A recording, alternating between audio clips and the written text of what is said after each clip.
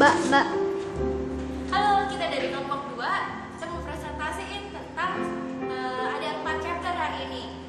Ada tentang presentation of financial statement, terus ada statement of financial position, statement of profit and loss, sama yang keempat terakhir itu ada statement of cash flow. Anggotanya siapa aja? Yang pertama ada Olivia Susanto, yang kedua ada Rusiana, saya sendiri. Yang ketiga ada Mira. Yang keempat ada Feni. Yang kelima ada Fani.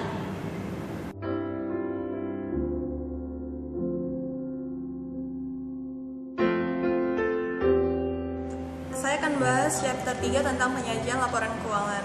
General Purpose Financial Statement atau laporan keuangan bertujuan umum, bertujuan untuk menyediakan informasi keuangan suatu perusahaan yang berguna untuk investor maupun investor potensial dan kreditur dan membuat keputusan mengenai penyediaan sumber daya untuk perusahaan.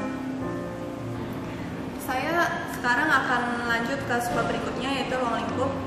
Ruang lingkup laporan keuangan bertujuan umum ini menurut IAS 1 untuk laporan keuangan konsolidasi dan laporan keuangan terpisah, namun tidak berlaku untuk struktur dan isi dari laporan keuangan interim. IAS 1 dikembangkan untuk perusahaan yang mencari laba. Lalu perusahaan non-laba atau sektor publik dapat memakai IAS 1 ini, namun diperlukan penyesuaian dalam laporan keuangannya.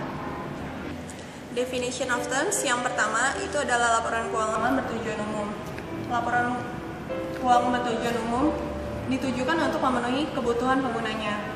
Yang kedua, impractical. Impractical itu adalah penerapan persyaratan yang dianggap tidak praktis ketika entitas tidak dapat menerapkannya setelah melakukan usaha yang memadai. Yang ketiga, IFRS atau International Financial Reporting Standard adalah standar dan interpretasi yang diadopsi dari IASB atau International Accounting Standard Board. Yang keempat, kelalaian material atau salah saji adalah kelalaian atau salah saji yang terjadi baik secara individual maupun secara bersama yang dapat mempengaruhi keputusan ekonomi pengguna laporan keuangan. Nah, terus materialitas itu tergantung pada ukuran dan sifat dari kelalaian salah satu dalam mencantumkan kondisi terkait. Kita lanjut ke definition of terms selanjutnya, CALK atau catatan atas laporan keuangan. Itu adalah informasi atas apa yang disajikan dalam laporan keuangan, meliputi ringkasan kebijakan akuntansi yang signifikan dan informasi lain termasuk penjelasan secara naratif dan rincian yang disajikan sebagai informasi item yang tidak memenuhi kriteria pengakuan dalam laporan keuangan. OCI atau Other Comprehensive Income adalah jumlah pendapatan setelah dikurangi beban, termasuk penyesuaian reklasifikasi yang tidak diakui dalam laba rugi menurut IFRS. Komponen OCI atau Other Comprehensive Income ada 5 komponen. Yang pertama yaitu perubahan dalam surplus revaluasi. Yang kedua, keuntungan dan kerugian aktuarial atas program manfaat pasti yang diakui. Yang ketiga, keuntungan dan kerugian dari translasi. Selanjutnya, keuntungan dan kerugian dari pengukuran kembali aset yang dikategorikan sebagai AFS atau available for sale. Yang kelima, keuntungan dan kerugian instrumen hedging atau lindung nilai dalam arus kas. Lalu pemilik itu adalah pemegang instrumen yang diklasifikasikan sebagai ekuitas. Laba rugi adalah total pendapatan dikurangi beban, tidak termasuk komponen pendapatan komprehensif lain. Penyesuaian reklasifikasi adalah jumlah yang direklasifikasi ke bagian laba rugi periode berjalan yang sebelumnya diakui dalam pendapatan komprehensif lain pada periode berjalan atau periode sebelumnya.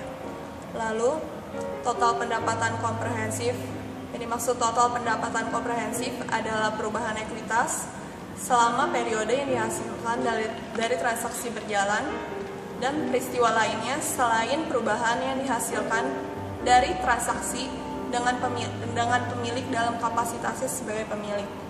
Laporan keuangan adalah penyajian terstruktur dari laporan keuangan. Laporan keuangan itu bertujuan untuk membandingkan periode sebelumnya dengan entitas lain. Selain itu, fungsi laporan keuangan secara umum yaitu agar pengguna laporan keuangan dapat menggunakan data laporan keuangan dari posisi arus kasnya, kinerja keuangannya, dan dapat membantu dalam pembuatan keputusan ekonomi. Laporan keuangan itu menyajikan aset, liabilitas, ekuitas, pendapatan dan beban, termasuk keuntungan dan kerugian, kontribusi dan distribusi kepada pemilik dalam kapasitas sebagai pemilik serta arus kas. Penyajian secara wajar dan kepatuhan terhadap IFRS. Laporan keuangan harus menyajikan secara wajar laporan posisi keuangan, kinerja keuangan, dan arus kas entitas. Nah, wajar itu berarti penyajian secara jujur dampak dari transaksi, posisinya dan kondisi lain, yang definisi dan kriteria pengakuan aset, liabilitas, pendapatan, beban diukur dalam kerangka dasar, penyusunan dan penyajian laporan keuangan. Entitas yang laporan keuangan telah patuh terhadap IFRS harus membuat pernyataan secara eksplisit mengenai kepatuhan terhadap IFRS tersebut dalam catatan atas laporan keuangan. Dalam hal kelangsungan usaha, manajemen membuat penilaian tentang kemampuan entitas untuk mempertahankan kelangsungan usahanya. Jika entitas menyusun laporan keuangan tidak berdasarkan asumsi kelangsungan usaha, maka entitas harus mengungkapkan fakta dan alasan mengapa entitas tidak dipertimbangkan sebagai entitas yang dapat menggunakan asumsi kelangsungan usaha. Dasar akrual. Dalam hal dasar akrual ini, entitas menyusun laporan keuangan atas dasar akrual, kecuali laporan arus kas. Akrual ini yang dimaksud yaitu aset, liabilitas, dan ekuitas, serta pendapatan dan beban ketika item memenuhi definisi dan kriteria pengakuan dalam kerangka dasar penyusunan dan penyajian laporan keuangan. Dalam hal materialitas dan agregasi, entitas menyajikan secara terpisah kelompok item sejenis yang material. Jika item tidak material, maka dapat digabungkan dengan item lain yang sejenis dalam laporan keuangan atau catatan atas laporan keuangan. Dalam hal saling hapus, entitas tidak boleh melakukan saling hapus atas aset dan liabilitas kecuali disyaratkan dan diizinkan oleh IFRS. Entitas melaporkan secara terpisah untuk aset dan liabilitas serta pendapatan dan beban. Dalam hal frekuensi pelaporan, entitas menyajikan laporan keuangan secara lengkap, setidaknya secara tahunan. Jika pada akhir periode pelaporan diubah menjadi lebih panjang atau malah lebih pendek, maka entitas harus mengungkapkan alasan dalam pengubahan tersebut. Lalu lanjut ke dalam hal konsistensi penyajian item harus konsisten, kecuali terjadi perubahan signifikan terhadap sifat operasional dari perusahaan. Yang terakhir, informasi komparatif. Informasi itu boleh dikomparatif dengan periode sebelumnya untuk seluruh jumlah yang ada dalam laporan keuangan, kecuali dinyatakan lain dalam IFRS. Struktur dan isi dari laporan keuangan. IAS 1 mendefinisikan laporan keuangan lengkap terdiri dari yang pertama, laporan posisi keuangan sesuai tanggal pelaporan. Yang kedua, laporan laba rugi dan pendapatan komprehensif lain. Laporan perubahan ekuitas. Terus yang keempat, laporan arus kas. Yang kelima, catatan atas laporan keuangan yang meliputi ringkasan kebijakan akuntansi yang signifikan dan informasi lainnya. CALK itu juga mengungkapkan informasi yang diwajibkan oleh IFRS yang tidak dimasukkan ke dalam informasi dalam laporan keuangan. Lalu isi laporan keuangan yang terakhir itu adalah laporan posisi keuangan pada permulaan periode komparatif ketika entitas pelaporan menggunakan kebijakan akuntansi retrospektif. Entitas harus menyajikan catatan atas laporan keuangan sesuai urutan untuk membantu pengguna mengerti laporan keuangan dan dapat membandingkan laporan dengan laporan keuangan entitas lain. Nah, urutannya itu yang pertama, laporan kepatuhan terhadap IFRS, lalu ringkasan kebijakan akuntansi signifikan yang diterangkan, lalu informasi pendukung untuk item dalam laporan keuangan, lalu yang terakhir adalah pengungkapan lain, termasuk kewajiban kontingensi dan komitmen kontraktual yang belum diakui, dan pengungkapan non-keuangan. Contohnya itu adalah resiko dari entitas dalam bidang finansial. Pengungkapan lain dalam IAS 1, yang pertama entitas mengungkapkan dalam catatan atas laporan keuangannya, yang pertama jumlah dividen yang diumumkan sebelum penyelesaian laporan keuangan tetapi tidak diakui sebagai distribusi kepada pemilik dalam periode. Lalu yang kedua, jumlah dividen per lembar saham. Yang ketiga, jumlah dividen referen kumulatif yang tidak diakui. Entitas juga harus mampu mengungkapkan hal-hal berikut ini dalam catatan atas laporan keuangan. Yang pertama itu adalah domisili dan bentuk hukum, negara tempat pendirian, alamat kantor pusat entitas atau lokasi utama kegiatan usaha jika berbeda dari lokasi kantor. Yang kedua, keterangan mengenai sifat operasi dan kegiatan utama. Dan yang terakhir adalah nama entitas induk dan nama entitas induk terakhir dalam kelompok usahanya.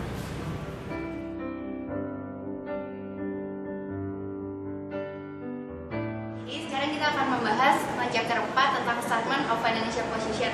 Apa sih Statement of Financial Position itu?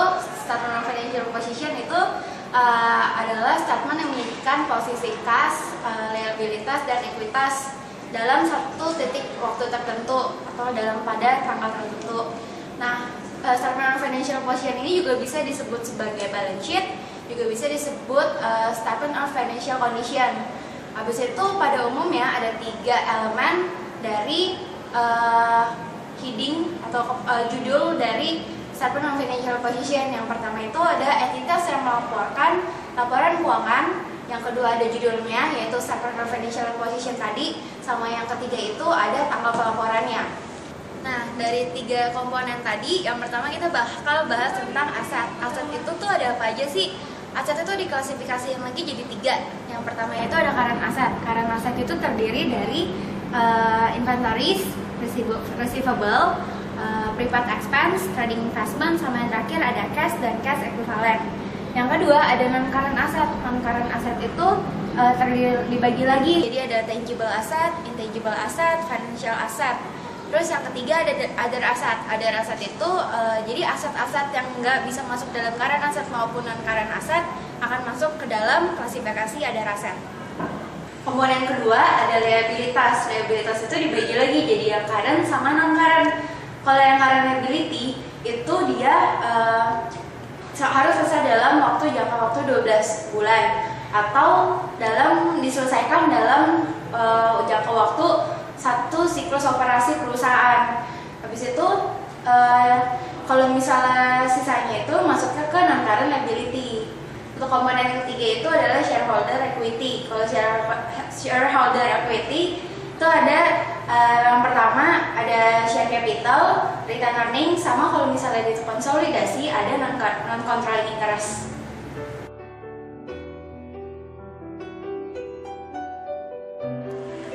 Selanjutnya kita akan masuk ke chapter 5. Di chapter 5 ini kita akan ngebahas soal statement of profit and loss and other comprehensive income serta change in equity statement. Materi pertama kita yang akan kita bahas yaitu definition of term. Nah, di definition of term ini kita akan mempelajari istilah-istilah dari elemen-elemen yang ada di dalam laporan keuangan, khususnya profit and loss statement, other comprehensive income, dan juga change in equity statement. Definisi yang pertama dari elemennya yaitu comprehensive income. Comprehensive income sendiri dapat diartikan sebagai perubahan di dalam equity atau net asset sebuah perusahaan selama suatu periode atau transaksi di luar dari kegiatan investasi pemilik dan yang didistribusikan kepada pemilik. Istilah yang kedua yaitu expense atau beban. Expense sendiri dapat diartikan sebagai penurunan manfaat ekonomi yang terjadi selama periode akuntansi dalam bentuk arus keluar atau konsumsi aset atau terjadinya kewajiban yang menyebabkan turunnya equity atau net asset selain yang berhubungan dengan distribusi kepemilikan pemilik atau distribution of owner. Istilah yang ketiga yaitu income atau pendapatan, di mana artinya adalah peningkatan manfaat ekonomi yang terjadi selama periode akuntansi dalam bentuk arus kas masuk atau penambahan aset yang menyebabkan naiknya equity atau net asset selain yang berhubungan dengan distribusi kepemilikan pemilik atau distribution of owner. Istilah selanjutnya adalah other comprehensive income. Menurut PSAK 1 revisi tahun 2009, other comprehensive income dapat diartikan sebagai pos-pos pendapatan dan beban termasuk penyesuaian reklasifikasi yang tidak diakui dalam laba rugi dari laporan pendapatan komprehensif sebagaimana dipersyaratkan oleh SAK lainnya. Nah, komponen pendapatan komprehensif atau other comprehensive income itu ada 5. Yang pertama, perubahan dalam surplus revaluasi. Selanjutnya adalah keuntungan dan kerugian akuntansi atas program manfaat pasti yang diakui. Komponen dari other comprehensive yang ketiga yaitu keuntungan atau kerugian akibat penjabaran laporan keuangan dari entitas asing. Selanjutnya komponen yang keempat yaitu keuntungan dan kerugian dari pengukuran kembali aset yang dikategorikan sebagai tersedia untuk dijual atau available for sale. Komponen selanjutnya adalah bagian efektif dari keuntungan dan kerugian instrumen lindung nilai dalam rangka lindung nilai arus kas.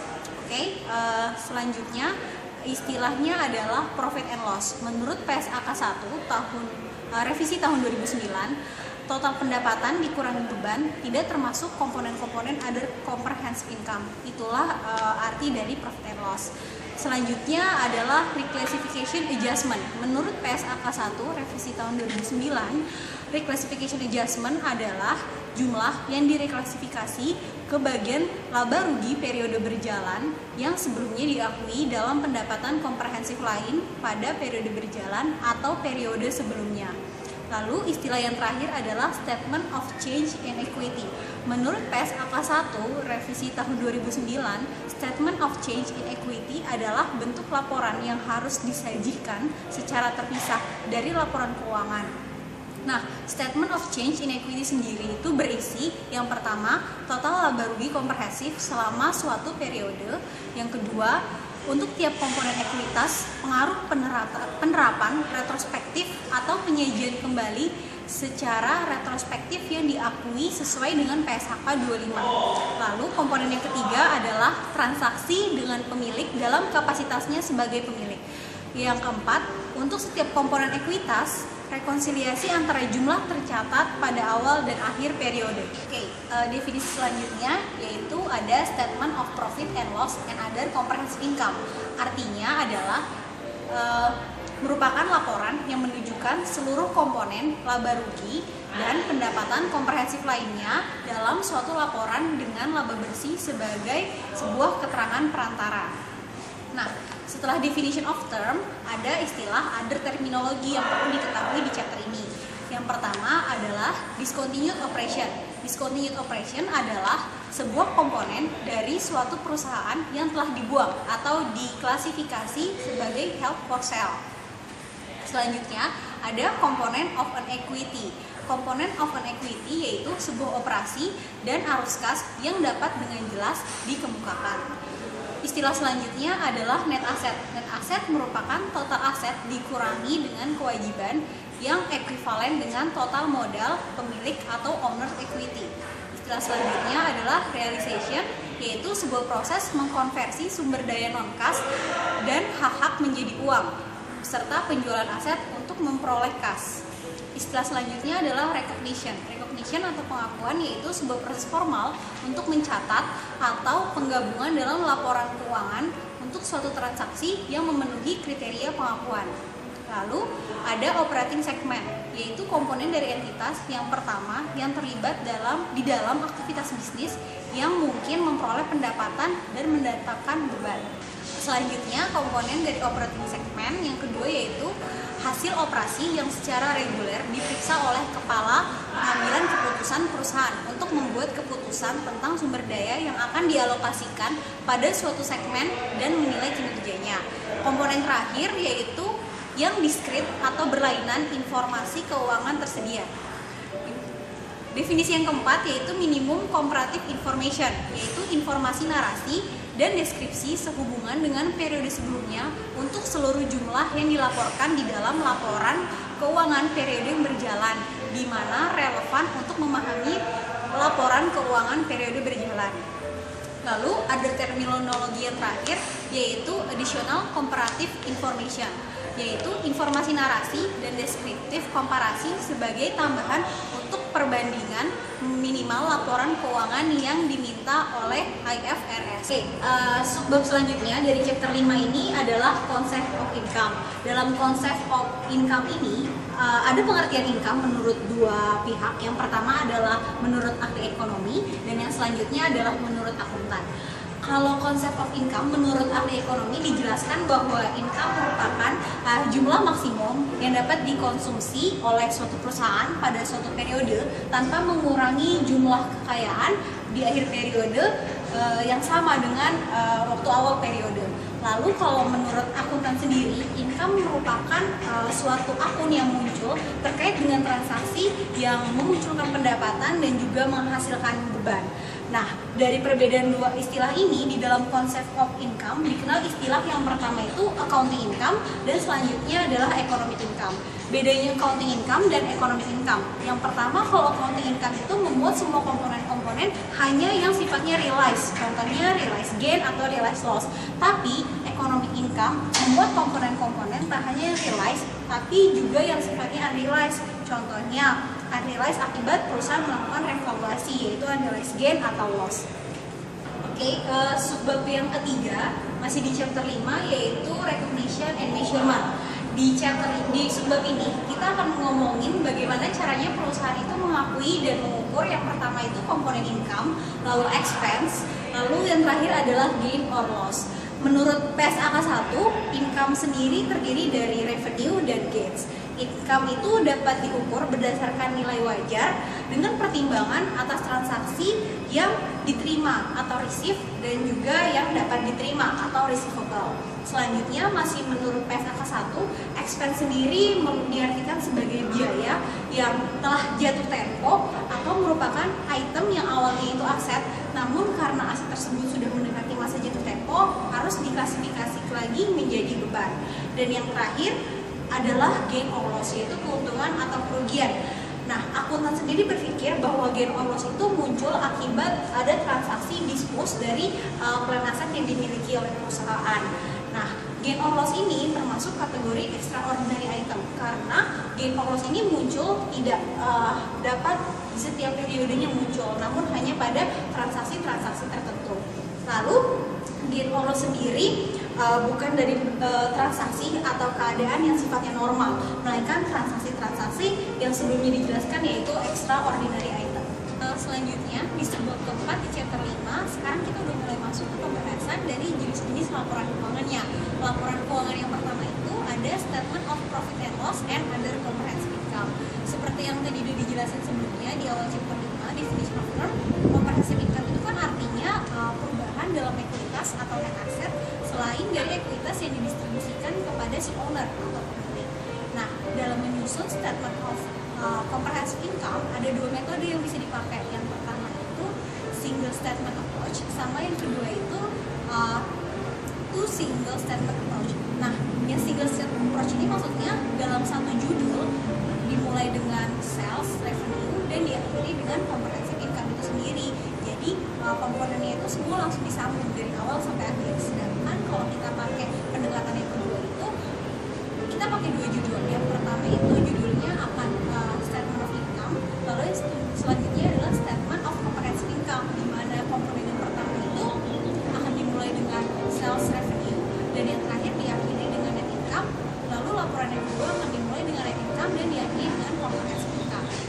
Selanjutnya di statement of profit and loss sendiri, komponennya itu yang pertama adalah profit and loss dan yang kedua itu total pendapatan komprehensif lainnya, dan yang terakhir itu adalah penjumlahan dari net income yang merupakan hasil dari profit and loss ditambah dengan komponen-komponen komprehensif lainnya tadi. Lalu di dalam profit and loss section dan statement of profit and loss menurut IAS 1 itu yang dimuat yang pertama itu ada revenue, yang kedua itu finance cost, lalu ada beban pajak, lalu ada penyertaan laba dari perusahaan asosiasi atau joint venture, dan yang terakhir adalah single amount yang merupakan total dari semua komponen yang tadi sudah dijelaskan sebelumnya. Di subbab yang selanjutnya, subbab kelima, kita akan belajar bagaimana caranya menyajikan statement of profit and loss. Nah, kalau mau nyajin apa aja komponen yang perlu disajikan? Yang pertama itu yang pasti statement title atau judul laporannya. Statement title itu memuat yang pertama itu nama legal dari perusahaannya. Lalu jenis laporan yang mau kita buat itu apa? Selanjutnya yang perlu disajikan juga ada reporting period, yaitu tanggal. Nah, perbedaannya kalau dalam penyusunan laporan keuangan itu ada yang sifatnya as of sama yang for the period ended. Kalau untuk statement of profit and loss kita menggunakan for period ended. Selanjutnya perlu juga disampaikan comparative information. Comparative information itu maksudnya informasi-informasi yang berasal dari periode sebelumnya yang berfungsi untuk sebagai pembanding dari periode lalu dengan periode saat ini. Lalu komponen yang selanjutnya ada revenue atau pendapatan, di mana revenue sendiri itu berisi ada sales atau revenue yang lainnya yang berisi pendapatan-pendapatan yang kita terima selama periode tersebut. Lalu ada juga cost of goods sold, yaitu merupakan beban-beban pokok dari penjualan. Selanjutnya ada operating expense atau beban-beban operasi.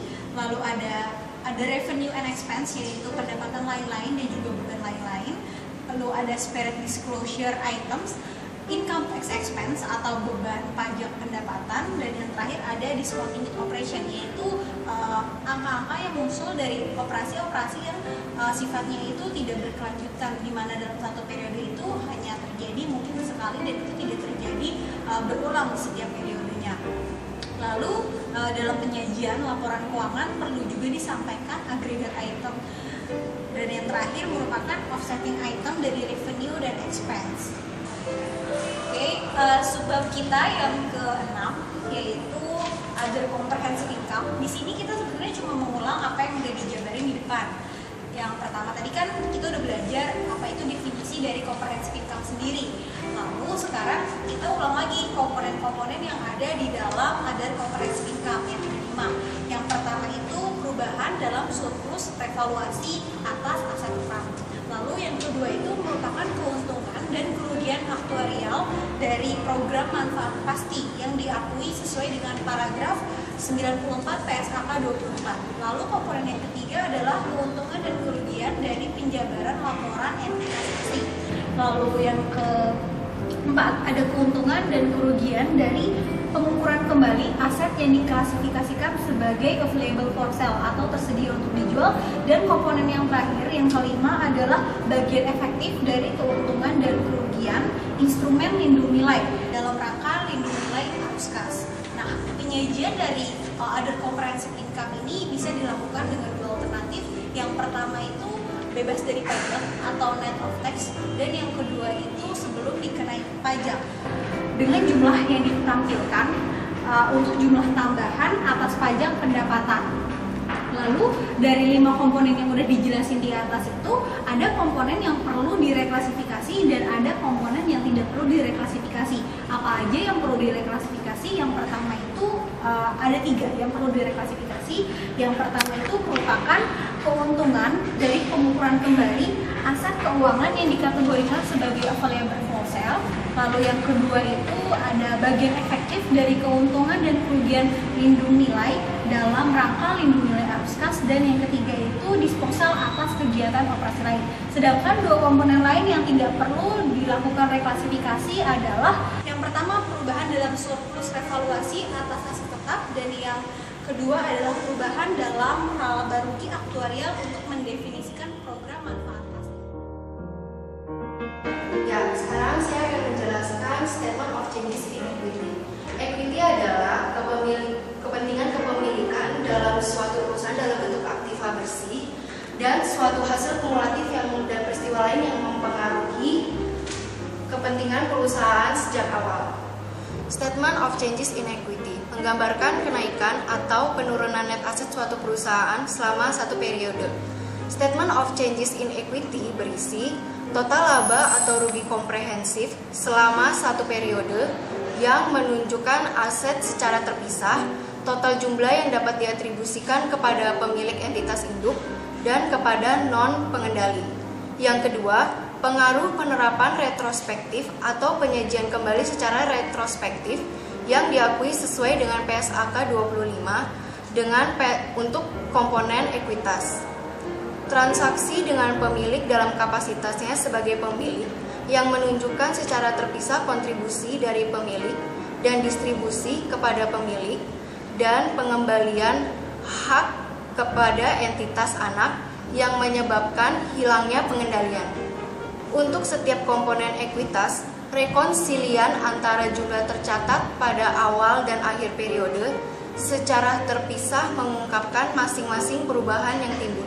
Nah, poin di bawah ini yang harus diungkapkan dalam Statement of Financial Position atau Statement of Changes in Equity atau di Notes of Financial Position. Yang pertama itu buat masing-masing jenis modal saham. Yang pertama itu modal saham yang diautorisasi. Yang kedua, jumlah saham yang diterbitkan, dibayar full, dan diterbitkan namun tidak dibayar full. Yang ketiga, nilai par per saham atau jika saham tersebut tidak mempunyai nilai par. Yang keempat, pengakuan jumlah saham yang beredar pada awal dan akhir periode. Lalu, ada lagi setiap hak, preference, dan keterbatasan-keterbatasan. Lalu ada lagi saham di perusahaan atau perusahaan anak atau induk perusahaan. Dan yang kedua, ada deskripsi mengenai sifat dan tujuan dari masing-masing cadangan dalam ekuitas.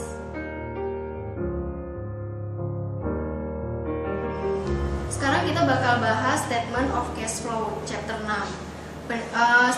Tujuan dari Statement of Cash Flow itu adalah laporan arus kas untuk menyediakan informasi mengenai penerimaan dan pengeluaran kas dari kegiatan operasi suatu perusahaan pada suatu periode dan menyediakan pemahaman mengenai berbagai kegiatan investasi dan pembiayaan. Tujuan arus kas itu ada 4. Yang pertama itu kemampuan untuk menghasilkan arus kas positif di masa yang akan datang, kemampuan untuk memenuhi kewajiban dan membayar dividen, atas alasan perbedaan antara laba atau rugi, serta pengeluaran dan penerimaan kas, aspek kas dan non-kas terhadap transaksi, investasi, dan pembiayaan perusahaan. Sekarang kita bakal bahas definisi istilah. Yang pertama, cash. Cash itu adalah kas di tangan dan dari lembaga giro atau lembaga lainnya. Yang kedua, cash equivalent. Cash equivalent itu investasi liquid jangka pendek yang dapat segera dikonversikan menjadi kas dan tunduk pada risiko signifikan dari perubahan nilai. Contohnya adalah surat berharga. Yang kedua adalah direct method. Direct method adalah metode yang menghitung kas bersih yang diperoleh atau digunakan untuk aktivitas operasi dari tindakan komponen utama penerimaan dan pembayaran kas operasi. Yang keempat adalah financing activity, transaksi dan peristiwa lain yang menyebabkan perubahan dalam ukuran, komposisi, dan modal entitas dan pinjaman. Yang kelima adalah indirect reconciliation method, metode yang menghitung kas beli yang diperoleh atau digunakan untuk aktivitas operasi dengan menyesuaikan laba untuk efek transaksi tunai dan setiap penangguhan pengakuan dan penerimaan dari pembayaran kas operasi pada masa lalu atau masa depan. Yang keenam adalah investing activities, adalah perolehan atau penjualan aset jangka panjang dan investasi lain yang tidak termasuk dalam setara kas. Operating activities dan transaksi peristiwa lain adalah transaksi dan peristiwa lain yang tidak diklasifikasikan sebagai pendanaan atau investasi. Ya, sekarang kita bakal bahas latar belakang. Nah, manfaat yang dirasakan dalam menyajikan laporan arus kas dalam hubungannya dengan laporan posisi keuangan dan laporan laba rugi adalah memberikan wawasan ke dalam struktur keuangan entitas, termasuk likuiditas dan solvabilitas. Yang kedua, memberikan informasi tambahan kepada pengguna laporan keuangan untuk mengevaluasi perubahan aktiva. Yang ketiga, meningkatkan komparabilitas pelaporan kinerja operasi entitas yang berbeda. Lalu yang keempat, berfungsi sebagai indikator dalam jumlah, waktu, dan kepastian arus kas di masa depan. Oke, selanjutnya adalah komponen kas dan setara kas. Kas dan setara kas mencakup kas terbatas giro lainnya dan investasi jangka pendek yang jatuh tempo dalam 3 bulan atau kurang. Investasi ekuitas yang tidak memenuhi syarat sebagai setara kas kecuali mereka sesuai dengan definisi di atas, jatuh tempo kurang dari 3 bulan, maka itu dapat digolongkan sebagai kas. Oke, sekarang kita membahas mengenai penyajian dari laporan arus kas. Ada 3 jenis aktivitas di dalam laporan arus kas. Yang pertama aktivitas operasi, yang kedua aktivitas investasi, dan yang ketiga adalah aktivitas pembiayaan. Oke, kita bahas satu-satu dimulai dari aktivitas operasi. Aktivitas operasi adalah arus kas yang berasal dari aktivitas operasional perusahaan. Kalau di statement of financial position, letaknya itu adalah di current asset dan current liabilities. Terbagi menjadi 2, penerimaan kas dan pengeluaran kas. Untuk penerimaannya bisa berasal dari penerimaan kas dari hasil penjualan barang atau pemberian servis atau jasa, bisa juga dari penjualan hutang, pinjaman, atau instrumen ekuitas yang termasuk dalam kategori trading. Terus selain itu juga penerimaan bunga dan dividen itu termasuk dalam penerimaan kas aktivitas operasi. Untuk pengeluaran kasnya dapat berasal dari pembayaran kepada supplier untuk barang dan jasa lainnya, pembayaran kepada karyawan, pembayaran pajak, pembayaran bunga, pembelian hutang, pinjaman, atau ekuitas lainnya yang termasuk dalam kategori trading. Oke, aktivitas yang kedua adalah aktivitas investasi. Aktivitas investasi adalah arus kas yang terjadi karena perusahaan melakukan investasi ke perusahaan lainnya. Biasanya kalau di statement of financial position letaknya itu adalah di aset tetap atau di non-current asset. Contoh penerimaannya adalah dari pinjaman hutang, penjualan instrumen hutang, atau penjualan plant property and equipment seperti building, mesin, atau vehicle. Nah, untuk aktivitas pengeluarannya itu bisa berasal dari pemberian pinjaman hutang, pembelian instrumen ekuitas, dan pembelian dari property plant and equipment seperti building, mesin, dan vehicle. Aktivitas yang ketiga adalah aktivitas pembiayaan. Arus kas yang berasal dari aktivitas pembiayaan adalah arus kas yang terjadi karena adanya transaksi pembiayaan yang dilakukan oleh perusahaan. Biasanya di statement of financial position letaknya adalah di hutang jangka panjang atau non-current liabilities dan equity. Contoh dari penerimaan kas di aktivitas pembiayaan adalah penerbitan saham dan penerbitan obligasi. Untuk pengeluaran kasnya bisa berasal dari pembayaran dividen, pembelian saham treasury, dan pembayaran pokok pinjaman jangka panjang. Oke, jadi ada 2 metode untuk melaporkan arus kas dari aktivitas operasi perusahaan. Yang pertama adalah metode direct, dan yang kedua adalah metode indirect atau tidak langsung. IFRS menyarankan penggunaan metode direct atau metode langsung untuk melaporkan aktivitas operasi. Kenapa? Karena menurut metode direct, itu bisa menunjukkan item-item apa saja yang mempengaruhi laporan arus kas dan menunjukkan dari mana penerimaan dan pengeluaran kas tersebut terjadi. Untuk penerimaannya dapat berasal dari yang pertama penerimaan dari customer atau dari pelanggan, dan yang kedua penerimaan dari dividen atau bunga dari pinjaman. Untuk pengeluarannya dapat berasal dari 5. Yang pertama pengeluaran kepada supplier untuk membayar pembelian, yang kedua pengeluaran untuk pembayaran kepada karyawan, yang ketiga adalah pengeluaran untuk operating expense, yang keempat pengeluaran untuk pembayaran bunga, dan yang kelima adalah pengeluaran untuk pembayaran pajak. Nah, sekian presentasi dari kelompok kami. Terima kasih untuk udah menonton.